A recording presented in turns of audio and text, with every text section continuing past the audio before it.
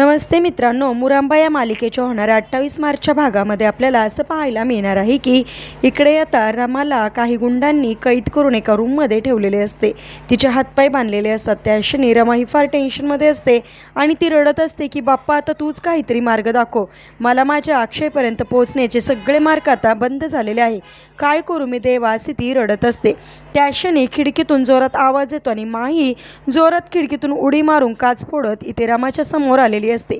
तिच्या चेहऱ्यावर बांधलेली पट्टी ती बाजूला घेते आणि असं म्हणते की जोपर्यंत माही जिवंत आहे तोपर्यंत रमा तुला काहीच होऊ शकत नाही।